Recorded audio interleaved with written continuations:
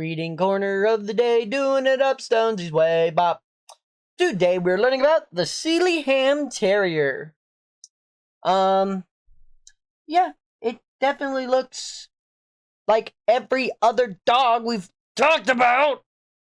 I feel like I'm going crazy here, because the Sealyham Terrier looks a lot like the miniature Schnauzer, which also looks a lot like the freaking, the Lakeland Terrier, which I think is the second to last one, who looks like the Irish Terrier. I feel like I'm going crazy.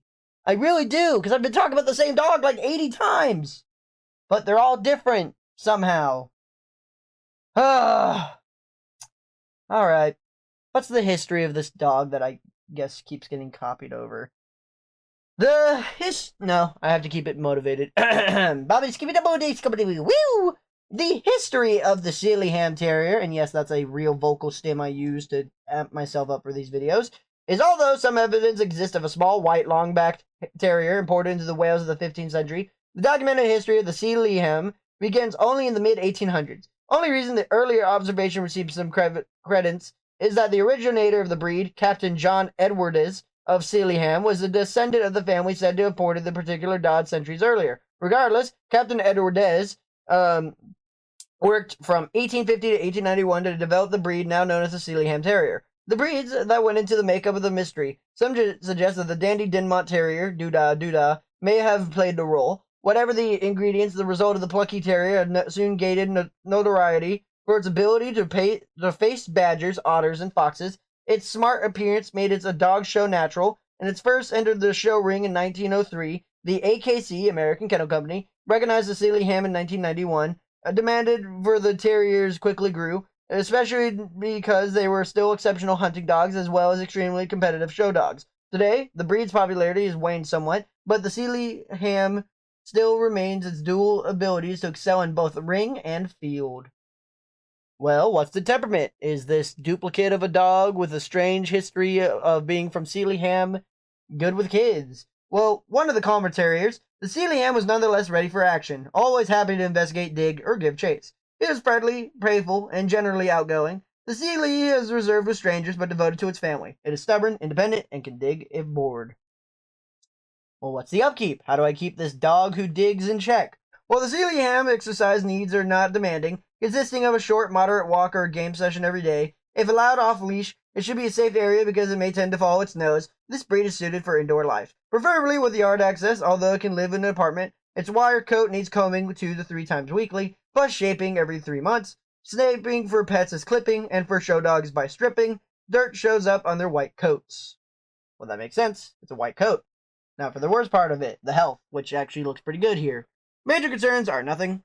Their minor concerns are retinal dysplasia and lens luciation. I really need to learn how to say that word. They're occasionally seen with deafness. Their suggested test when you take them to the doctors every 2 months or once a year is on their eyes. Their lifespan is 11 to 13 years, which is pretty below average for a terrier. What's the form? What's the function? What do they look like without the pictures? The Sealyham Terrier is a short-legged terrier, slightly longer than it's tall. Haven't heard that one in a minute. Its body is strong, short-coupled, and substantial, showing for plenty of flexibility. Its combination of short legs with a stronger, flexible body allows the Sealyham to maneuver its tight quarters. Its weather-resistant coat consists of a soft, dense undercoat and a hard, wiry outer coat. It's keen, alert, and determined to breed, and should look the part. Now for the tier list. 5 is the best, 4 is average, 3 is better, 2 is worse, and 1 is the worst unless it comes to grooming. Energy level, exercise requirements, and playfulness are at a 2, so pretty below. Affection level and friendliness towards dogs, other pets, and strangers are out of 3, so average. Ease of training is out of 1, so pretty easy. Watchdog abilities out of 4, so pretty good watchdog. Protection abilities out of 1, not very good at protecting. Grooming requirements are at a disgusting 4, so pretty big on grooming requirements. Cold and heat tolerance are out of 3, so pretty average. The healthy weight of a male Sealyham Terrier is 23 to 24 pounds, and for a healthy weight of a female Sealyham Terrier is 18 to 22 pounds. The height of both a male and female Sealyham Terrier is average, approximately 10.5 inches, because if it wasn't inches, we'd be living in the world of giants. And I'm going actually crazy. This next dog looks like the other dog that we've talked about, and it is something you'll learn in the next episode. Now, this is where I normally would say super fantastic wonderful day, y'all. But I just looked at the page number in our doggy encyclopedia, and I have found something sort of interesting here. Yes, it is actually correct. So, officially, sadly, the Sealyham Terrier is our 100th dog learned about, which is crazy to think about. So this book has a total of, let me just go to the last page of the dogs, because it's whatever page it is divided by 2. Is that really the last dog we're learning about? That's funny. Has a total of 150, no, so it's 330 divided by 2. Put a comment below if you could figure out the answer. Just kidding, it's 165. So this has 165, so we're even more further than halfway, which means we have 65 more breeds of dogs and 65 more audiobooks before this book is done. I just want to make the point that this is our 100th dog learned about. Wow. It's kind of crazy to think about, but still pretty cool. Next week we're not gonna have a learning corner of the day, doing it up Stonesy's way, Bop, because that'll be the full read of the FNAF book, and then the week after that, this will return.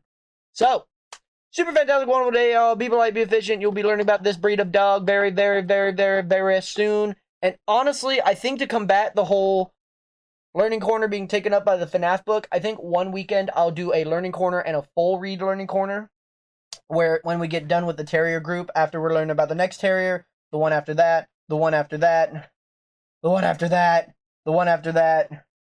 So we have 1, 2, 3, 4, 5 more terriers to learn about. So halfway through the next book, we'll have a whole weekend on the dog. Cool? Cool. All right. Super fantastic, wonderful day, y'all. I love you. I don't know why I said that. That was just on my mind. I love you. All right. Bye.